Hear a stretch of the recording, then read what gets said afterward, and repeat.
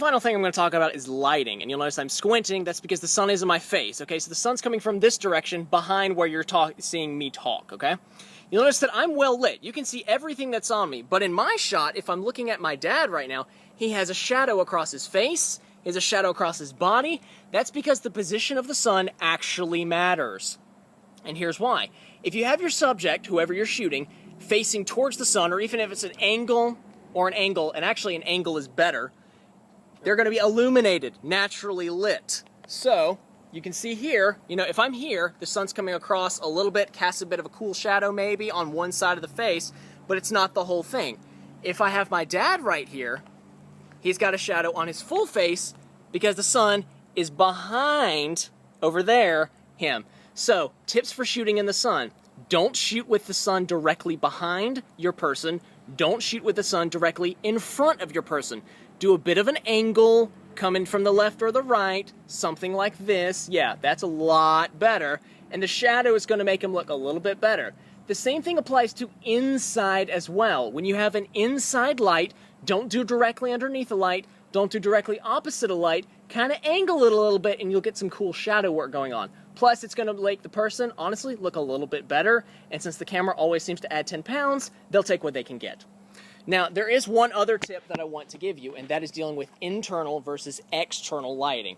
And it's going to be a little difficult to show you, but we're going to go inside and see if we can do that. The fifth and final thing that I want to talk about is internal versus external lighting. And basically what I'm talking about is an inside light versus the sun. So, here's what I mean, and you can see this on my iPad right now. I have it framed with two sources of light. I have an inside light, which is right up here. And actually we have another one.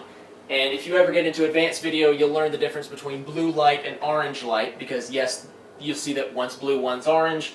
There's this whole deal with color temperature and color correction, so yes, we have a degree for a reason. But the basic here is internal versus external. And here's the difference. If you see in my shot, I have this Tostitos, can't speak, scoops bag, and it looks nice. It looks nice. It's got the orange light, has a bit of orange tint because that's the light.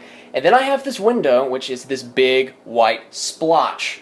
That's because the outside light is much, much hotter, literally temperature-wise, than the inside light. And a camera cannot tell the difference, and so it can't make the adjustment. Now, if I just go to the outside, it'll adjust. And if I just come to the inside, the iPad will adjust. But if I have both in the shot at the same time, or if it's near it, you may see that I'll come over here, it gets a little dark, it's adjusting the light a little bit. If you move like this, the light is going to look bad.